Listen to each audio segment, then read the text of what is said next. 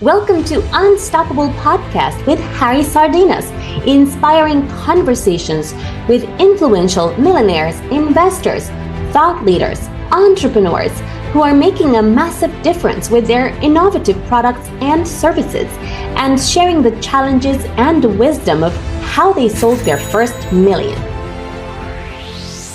Hello everyone, welcome to our Unstoppable Podcast. Discover how to make your first million in sales. And today we are connecting from United Kingdom to US. So Paul, can you introduce yourself? Sure. My name's Paul Angelle. I'm coming from Sunset, Louisiana. It's not a very big place. I don't think there's 1,000 people that live here. Most of my neighbors have 4 legs. In fact, I have 2 horses and multiple goats and chickens. I even have a cow now. So I'm definitely not in the city anymore.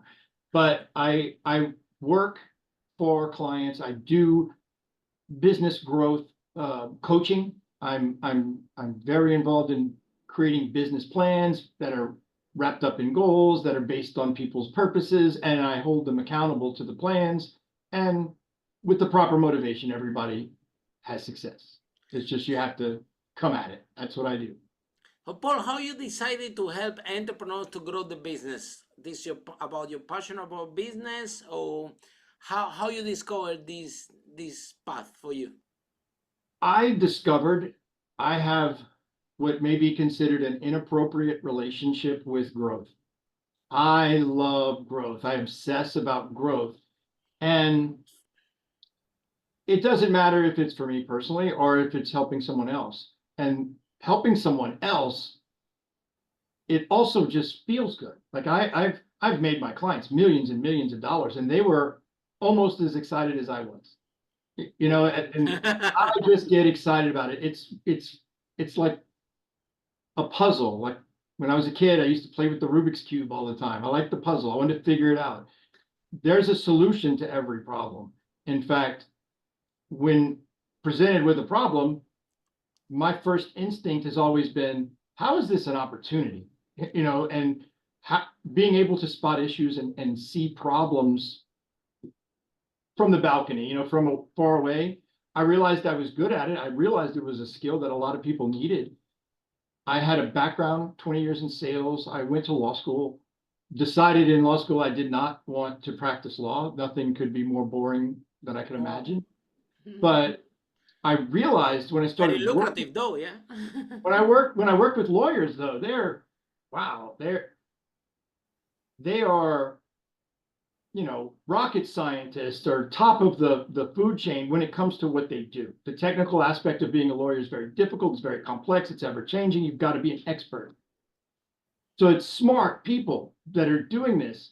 But when you look at their entrepreneurial skill set, it's maybe an adolescent, maybe a toddler. It's so bizarre when you look at that. And sometimes doctors have the same thing. They think they know so much about medicine that they also know about business. And the 2 first parts of every business is your marketing and your sales, right? And that's usually a blind spot for these ultra qualified technician types. So law firms made the most sense to me. 1, because I had my law degree, and 2, because I liked how easily they were impressed with my sales acumen. I think that yeah, the especially because the law firms, right? They can, if they understand better the dynamics how business works, they can grow faster because we find here, for example, in the law firms here in United Kingdom, a lot of legacy, right? They are doing everything in the old way, and they are resistant to change, right? Yeah, well, it's the Still same thing operating, they here. still have big contracts, but they're very attached to the old way of doing things. And now, as you know, we have cloud computing, we have productivity tools that can make a huge improvement in the law firm and how to acquire clients in a different way and so on. So what advice do you have to law firms out there that they want to grow more and they are stick with the old legacy, with the old way of doing things? Well, I I can tell you something that's happening here in the United States. I wish I could tell you more authoritatively in the United Kingdom, but I can't. I'm just guessing. But in the United States, if you want to own a law firm, you must be a lawyer. You cannot be like a hedge fund or an equity company or an LLC or a corporation. You have to be a Be a lawyer. lawyer. Now, you can be a group of lawyers, but you've got to be a lawyer to own one. Well, that is changing. And there's a couple of states now that let non-lawyers own law firms. And you're 100% right. Great question. The law firms are stuck in the old way of doing business, in the way that what was considered proper in being a lawyer was you do good work, and that good work, the clients will come to you. Yeah, And Paul, like you you will, sharing, yeah, like you sharing with us.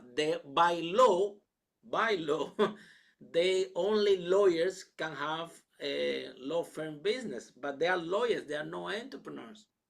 exactly. But the states That's where they're doing this and they're allowing this right now,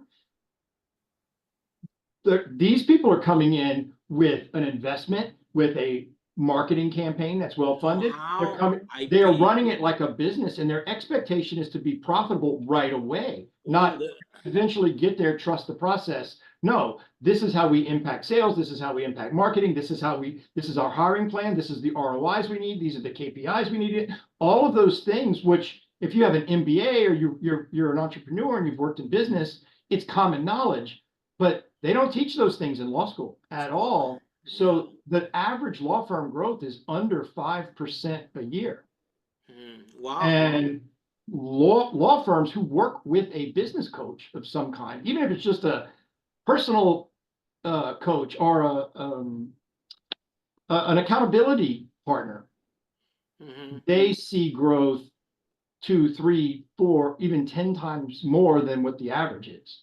And it's because you have to admit, which this is hard for lawyers, and I understand why, but you have to admit that you're not necessarily the best person to do everything.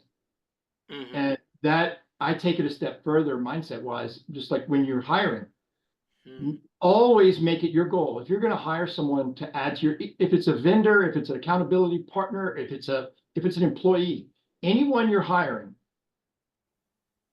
always make it your goal for them to be smarter than you, more experienced than you, more educated than you, went to a better college than you, better looking than you. They need to be better than you, because if you're not shooting for someone better than you and you fall short, you might end up with someone that's not as good as you. And what have you done? You're just going to constantly push them out of the way and say, you're doing it wrong, let me do it. You're doing it wrong, and you haven't really helped your situation. And I see in law firms, they're looking for someone who's worse than them in every measurable, because they think that's cheaper. That salary would be less, and it's easier if you're having slow growth. But when you have a mindset of abundance and high growth, yeah, a baby lawyer right out of school could cost 1/3 or 1/4 what an experienced, high profile, effective, well-trained lawyer would cost. But if you know anything about business, you have an ROI with every employee. You should get, if you've got a timekeeper or a biller or someone that produces revenue with a service, if they bring in $1, if they cost you $1, they need to bring in 3.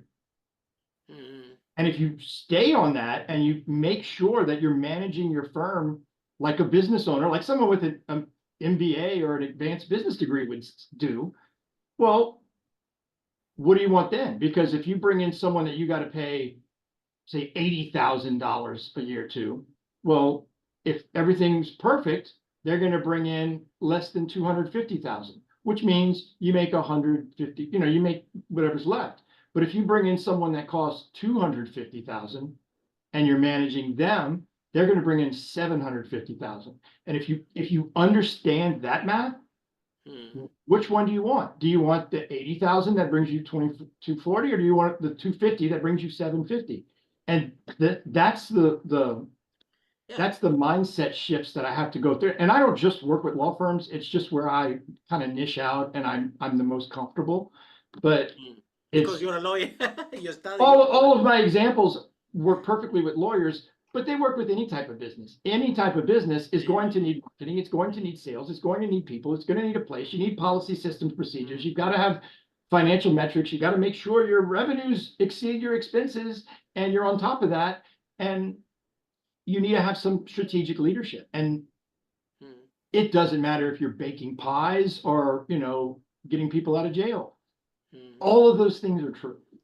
Yeah, we used to meet in Toastmasters in the University of Law here in United Kingdom, because the other thing that they don't teach in the law school is public speaking, right? So I had this workshop, speakers and leaders, and the first time we run it, a lot of lawyers show up, and I'm like, what all these lawyers are doing here? And with that name, speakers and leaders, so training how to speak, how to communicate effectively. Sure. And it's a skill set. They all show up, and he was surprised, because, like you said, there are things that they are not taught in the law school that they actually need. Now, let's face it, every law firm out there, because they are lawyers, they are no entrepreneur, they're growing, like you said, slowly 5%.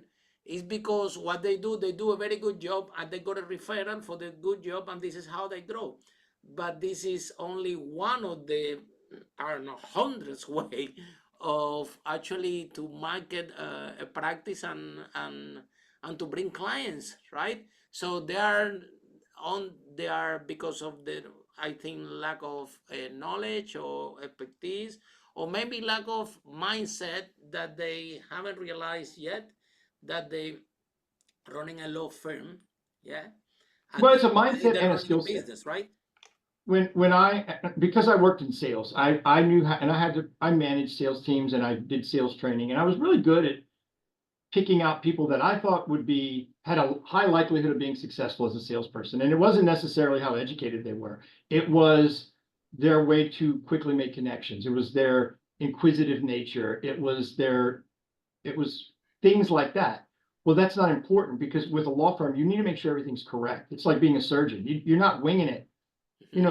Salespeople might make stuff up to fill in the blanks and it doesn't bother them. That could cost you your livelihood as a lawyer. Exactly. So focus is to be technically perfect. And when your focus is to be technically perfect and you have the skill set to consistently be technically perfect, it probably means you don't have some other skill sets. So when I see someone who would make a good salesperson, I assume that they would probably be a terrible attorney. Exactly. Conversely, when I meet someone who is a great attorney, I assume that they would be a terrible salesperson. Yes, exactly.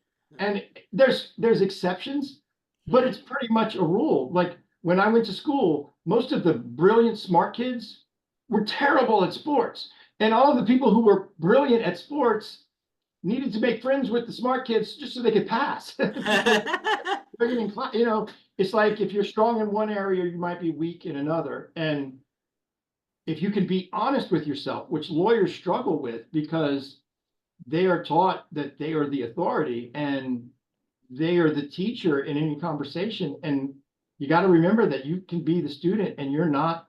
So if you get past that mindset and you allow yourself to build your team or build your partners or build your vendors along the lines of, I need them to be better than me, or at least better than me at what they do.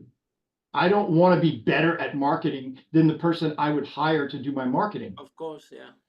That's what I'm going to I'm never going to stop sticking my nose in marketing then. I need a trust. And the only way to trust is when you see that their competencies match or exceed yours. And that's what's so bad about turning your small law firm into a, baby lawyer training academy. You don't have time for that. You don't make money training people. Let someone else train your people. It's much cheaper in the long run to hire experienced, quality employees. And it's not just lawyers. It's true for doctors. It's true for receptionists. It's true for paralegals and secretaries. It's true for staff in a gymnasium. Hire people better. You're not saving money by hiring people that don't know what they're doing. In fact, you're really slowing down your growth. So if you want to take 20 years to make $1 million, it's not as urgent. But if you want to make $1 million this year and it's about to be July, well, you've got to be ready to make bold decisions. And growth is expensive. If you want to make $1 million in 6 months, it's going to cost you about $1 million. But it's not a bad investment because you're now $1 million business. And next year, it's not going to cost you $1 million to get there. But most people don't have $1 million to invest. So they got to do it sustainably. And you do it one hire and one relationship at a time. But then, like I said, like we will share together. If a lawyer embrace more this mindset, how to be an entrepreneur first and a lawyer second, and at least allow the opportunity, because let's face it, in our team here in United Kingdom, they are all better than me in everything they do. Sometimes I check what they can do. Even this podcast that we're having the conversation, if you ask me how this podcast go to Spotify and this and all this, I won't be able to tell you anything. I don't even know the password, honestly. I don't know. We have the team of people that they deal with all this. They know how to do it. They put it in there. And I've been told, Harry, you just do the interviews. That's it. You don't have to do anything else.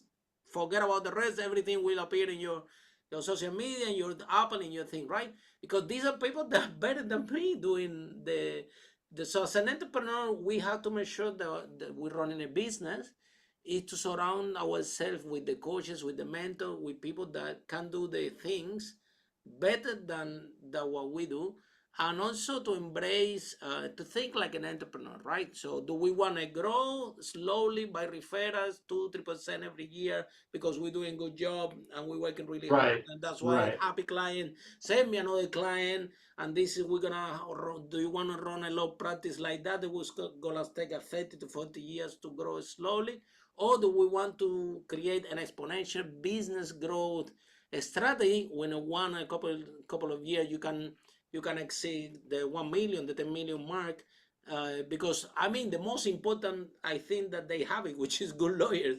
So the product is good. It's all about how to go out there and do the marketing and sales and the strategy and penetrate the market, right? Now, and it's how you identify yourself. exactly. You know, when a lawyer does this, what they say is, I identify as a lawyer and I'm a successful lawyer because I manipulate the laws, I get my clients off, I get the most money in a divorce or the settle.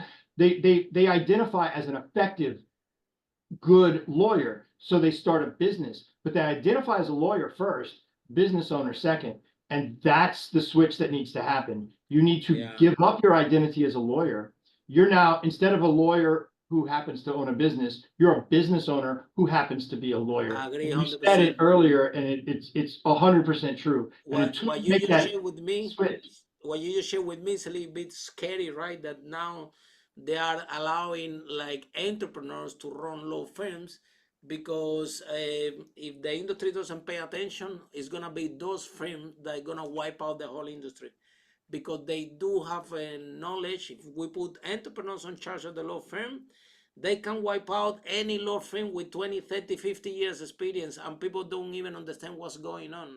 Right. No, there's an opposition to it, but the trend is that, and that's it's heading in that direction. And the one glaring difference is these firms are cash flow positive in year one, and they're growing faster, not by 5%, but by 40, 50, 60, 100% year over year, and they're growing because that's what entrepreneurs do. If they're not too busy dealing with the drama and the weeds and the technical aspect of what the firm does, you're not an entrepreneur.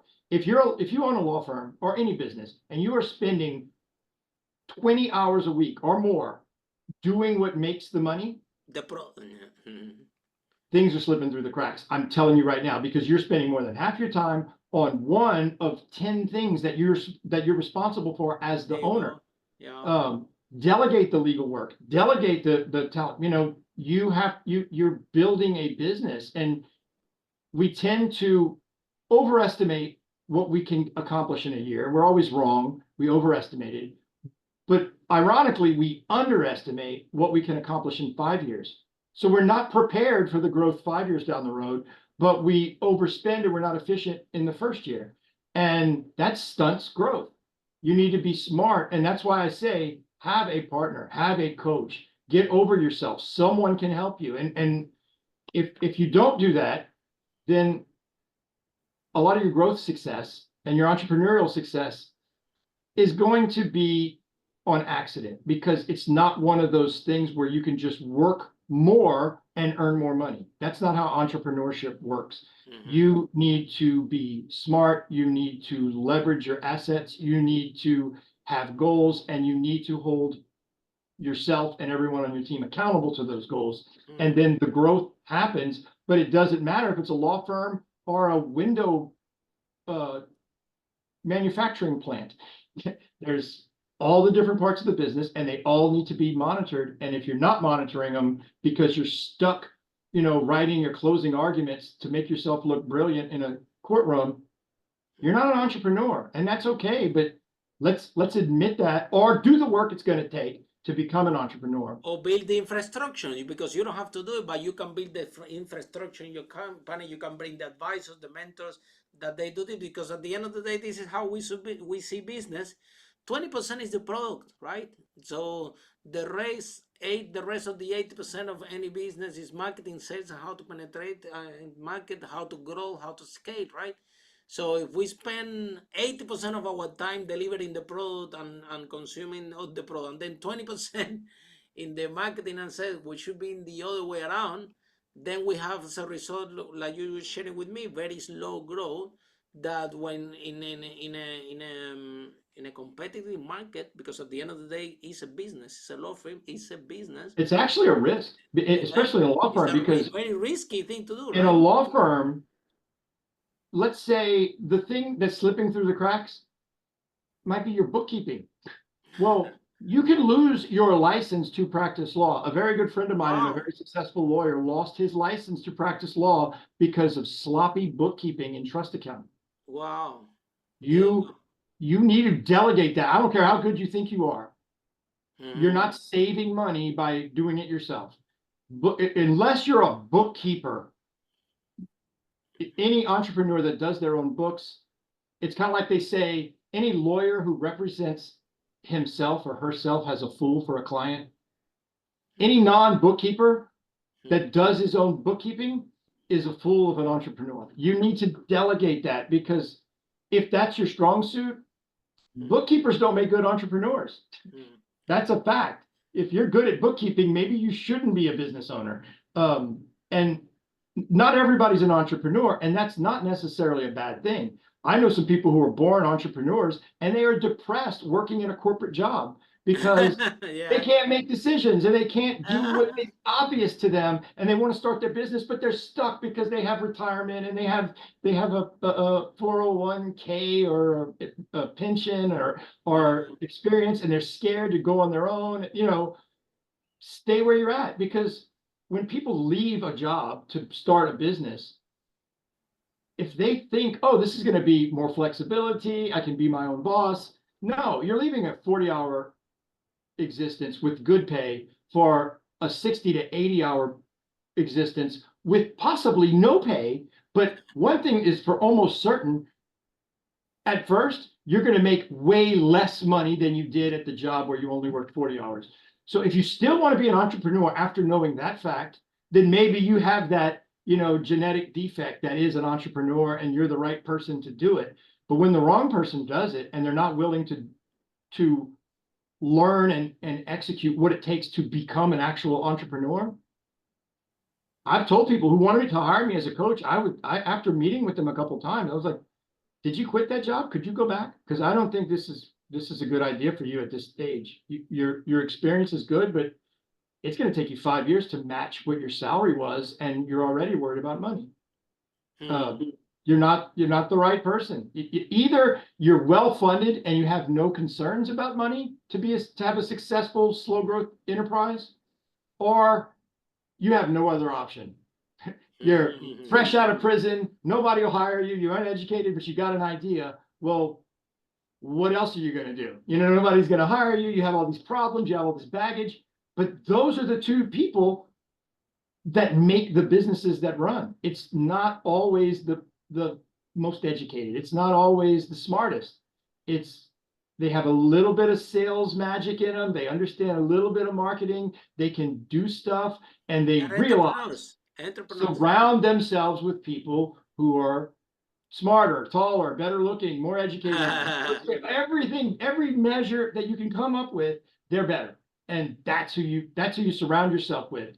It's like real estate. You want to have the crappiest house in the nicest neighborhood. You don't want to have the best house in the crappiest neighborhoods, because your value is elevated by what's around you. So then, Paul, what are the 5 steps that you can share with us, all the law firms out there that they want to make their first million? Yeah, and it's to do them, you got to kind of take a step back. Step one, you need to find out your purpose and your why. Why do you do what you do? Why you put on a shirt and go to work every day?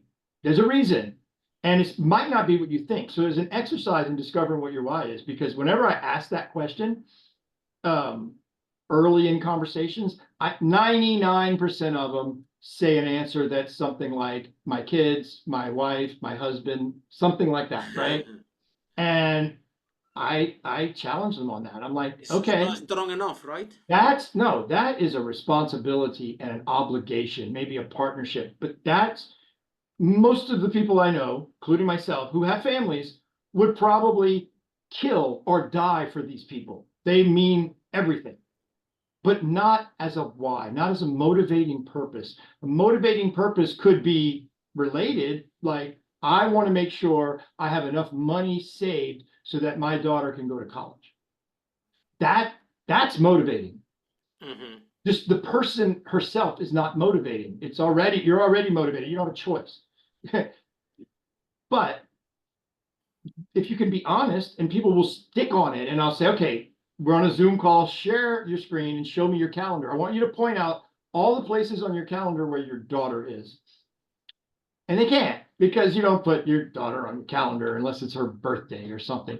So some people will be motivated because I challenge them that way to start putting their kids on their calendar. And bravo, that's a good practice to get into if you really love your daughter. But what gets you excited? Is it a car? Is it travel? Is it time off? Is it spending time with older relatives before they pass away? What motivates you to do something? So getting in touch with your why is not flipping a switch, and challenge yourself on that.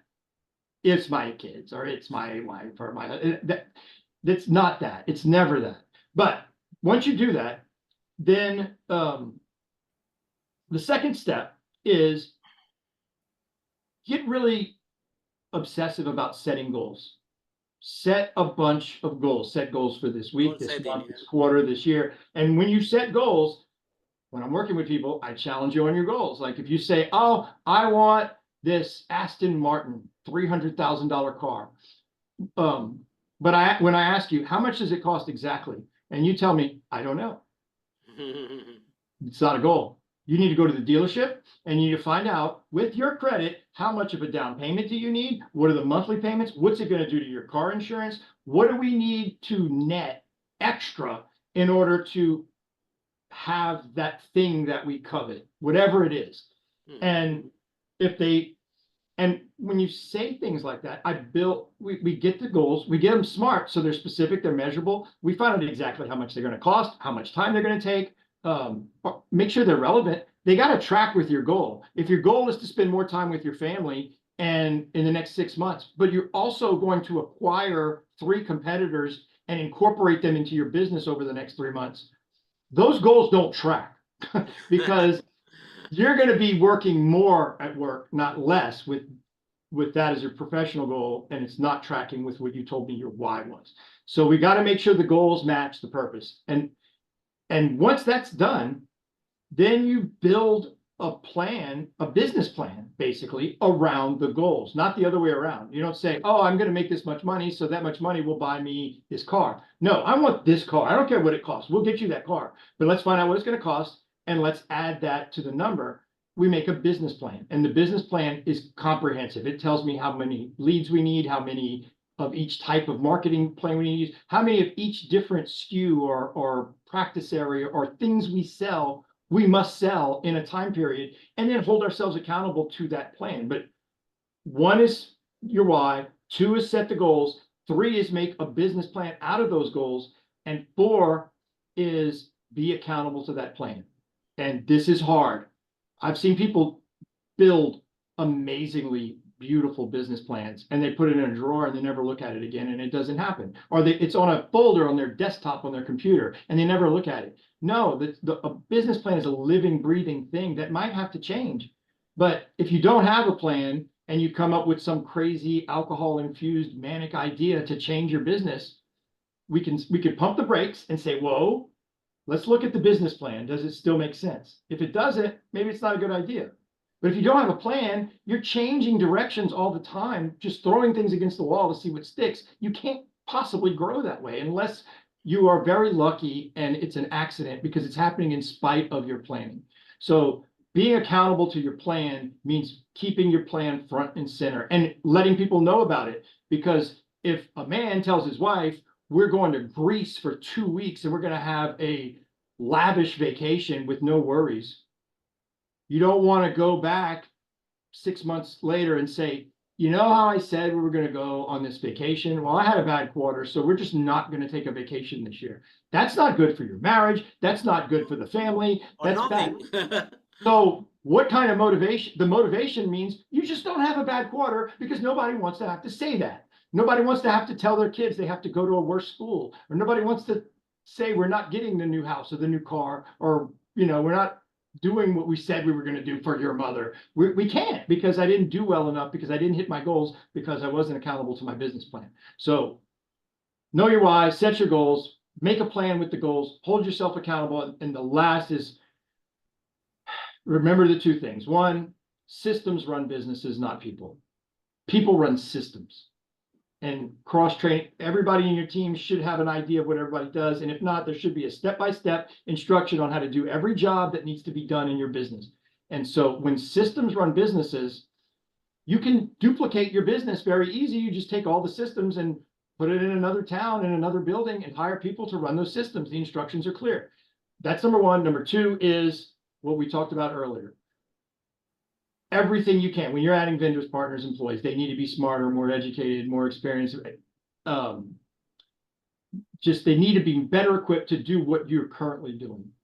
Because when you're a small business, there might be 50 jobs in the business, but if we did a flow chart or an organizational chart, it's Harry's name on every job. And what you do as you grow is you fire yourself from jobs and you hire people and eventually you have 40 employees and it's all different names. And you're not even active in the business anymore. You're an entrepreneur. You've got attention deficit disorder. You're now in a completely different business, making money a completely different way. And this company just makes you money without doing anything. And that's beautiful to an entrepreneur. To a non-entrepreneur, their business becomes their baby. It's their flesh and blood. It's like getting too attached to a house when you're trying to make money in real estate. It's just let it go. You were successful, chalk it up as a win. Now let's do another one, because that's what entrepreneurs do. And that's the advice, the know your why, set your goals, make a plan, be accountable, and understand that you need systems, and the people who run that systems need to be stronger, better, faster than you. So Paul, if we have lawyers or people that want to grow the business in general, they're listening this podcast or they're looking at in social media, right? How they can find you, how they can contact you, how the process work, how can you help them in that process? For example, the lawyer is already listening to this podcast and say, wow, I'm inspired by these guys and I decided today to do my transition from lawyer to entrepreneur. I want to be entrepreneur first and lawyer after. I need a coach, I need a mentor. So how they can find you, Paul, and how they can work with you? And again, they don't have to be a lawyer. They just have to be someone who's ready to commit to be an entrepreneur. But if they're a lawyer, he has an assuming they speak English, because I'm an American, right? We speak one language. That's it. We don't know anything else. But if they can speak English and they want to do what it takes to be successful with their business as an entrepreneur, I'm attracted to them. I'm drawn to what they're trying to do, and I want to help them. And I will meet with anybody and talk to anybody. Free coaching for an hour. I'll teach somebody how to make a business plan for free. I don't care, because I know that the more people I talk to, a percentage of them or I'm going to connect and see a real opportunity to help them, and they're going to connect and see that I'm that muse or that coach or that partner that they need to get where they want to go. So if I'm filling up my calendar, then I'm working on my business, not in it. And I have my company is called Law Familia Business Planning. It's lawfamilia.net.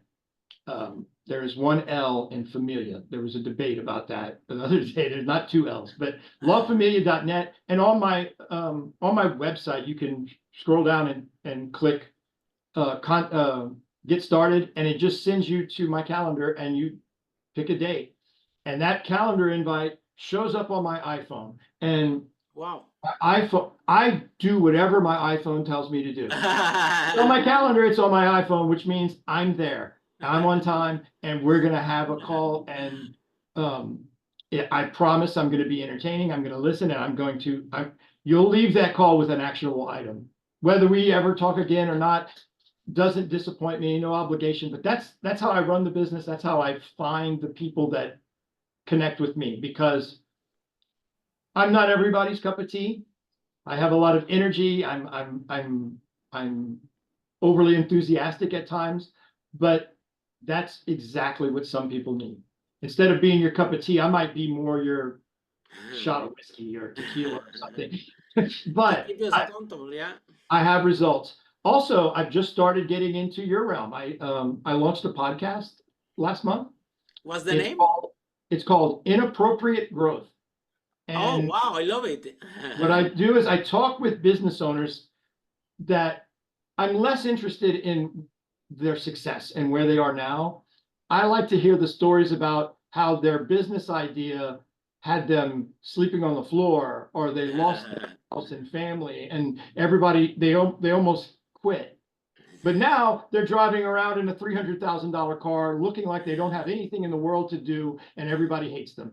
I'm not interested in that. I'm interested in, when did you what happened? Yeah, not the know where your journey. next meal was coming from? That's the story. So, and the inappropriate part is, what are the things you did that you didn't think you would do that got you the success that you got that maybe wasn't in your original plan? And I'm finding amazing stories in that space. And on that note, remember, if you're out there, this is not only for lawyers. If you're a lawyer, if you're a barber, or you're a hairdresser, or any business that you're running out there, if you can take away something about this podcast today, is that follow Paul's advice. We have to become first entrepreneurs, and then the profession that we have could be a lawyer, could be a barber, could be a dresser, could be a dentist, right? The dental practices. So if we are running the business, we have to make an effort, right, to become entrepreneur first, and then doing our job at the second. The reason for that is that this is the only way that you guys will be able to do exponential growth, right? You need to start to think like an entrepreneur, to act like an entrepreneur. And for this, you have to put something in structure in place. You either hire a mentor, you start to work with a coach to create this infrastructure for you, or actually the coach can work with you to start this process to turn you as this mindset, which is entrepreneur first, and then you deliver the service after. And you got to want to grow. If people don't want to grow, Exactly. If you don't want to grow, that's okay. if you don't want to grow, that's you, and that's Exponentially. fine. But we're not gonna get along. If you don't want to grow, we're not gonna have the same ideas. Now, growth can be a bunch of different things. For everyone, Sometimes yeah. growth is work-life balance, or the ability to travel, or it could be branding, or it could be volunteering, or it could be diversity. Whatever it is, however you define growth. But if you don't want growth, you're going to be bored with my No, conversation. let's face it. No, but if this is happening in the companies and everywhere out there, if you're not growing, you are dying. Exactly. That's my opinion. There is a business that have a steady growth and a slow growth. It's a recipe for failure. It's a recipe for going out of business. Business is meant to grow and fast and big. this is what they're supposed to do. And So that thank you tells so me much. you are an entrepreneur. Yeah, yeah. So thank you so much, Paul, for your time, and Thank you for having me. This is fun. thank you so much, and for every single one of you listening this series of podcast, Unstoppable, how brave entrepreneur break that wall and achieve the first million in sales. Today we have Paul business growth strategy that he can help you. If you're a lawyer, better. But in general, if you have that mindset that you want to grow exponentially and you want to take your business to the next level, find a mentor, find a coach, and book this call with Paul. Is free. Actually, you will go inside his iPhone, and you will find out. In my very soon. iPhone, I do it. You will find out very soon if you are a good match or not. So thank you so much, Paul, for your time. Thank you so much, everyone, for listening, and see you in our next podcast. Bye for now. Follow us for more interviews with world's most influential, audacious entrepreneurs that overcame challenges and adversity, providing you with the blueprint of how they sold their first million so you can grow your business exponentially.